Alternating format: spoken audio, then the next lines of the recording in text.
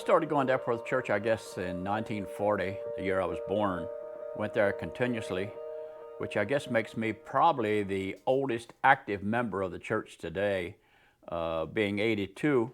I went there every time the door was open.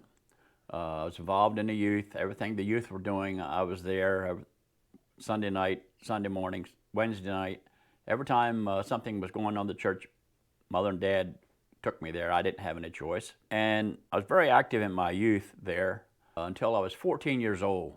At that time, we had a revival, and I think it was Reverend Lewis was the pastor at the revival.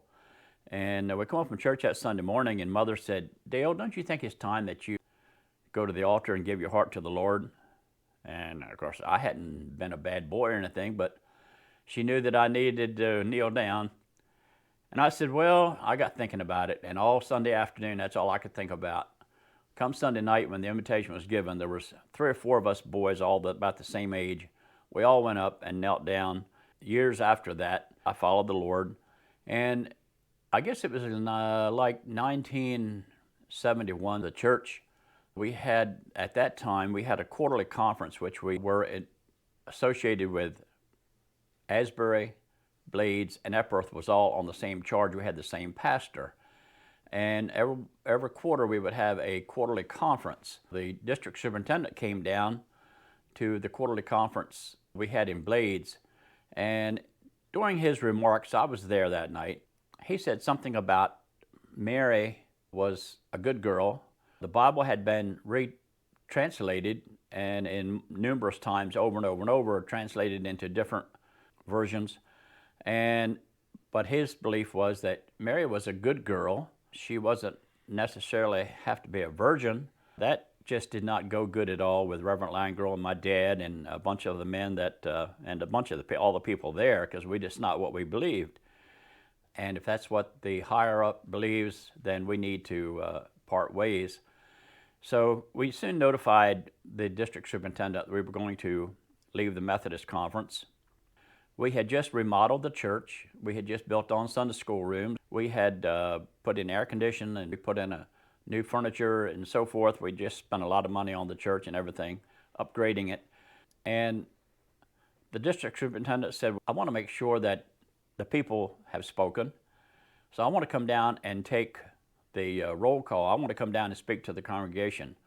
So he called the roll, and I thought it was unanimous, but I'm not sure. There might have been 1 or 2 that didn't vote for it to leave the conference, but I thought it was unanimous anyhow.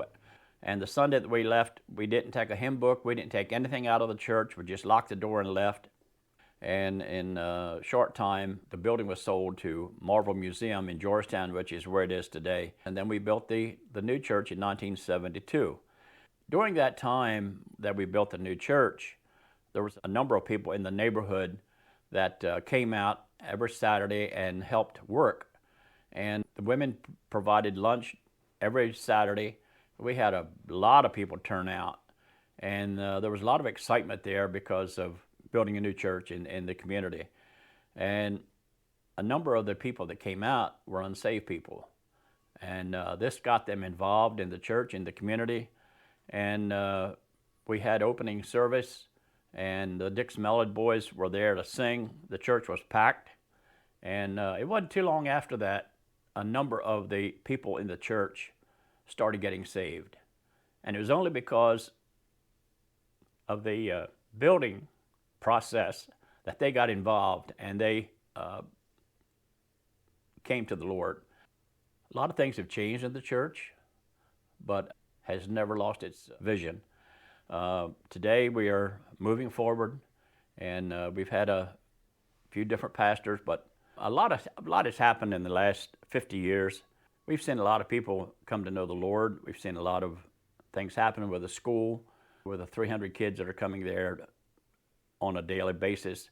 We've had some great leadership, and I'm sure hoping that the next 50 years, if the Lord tarries, I hope that things continue to grow as they have grown in the past 50 years. So congratulations, Central Worship Center. It's been a good ride.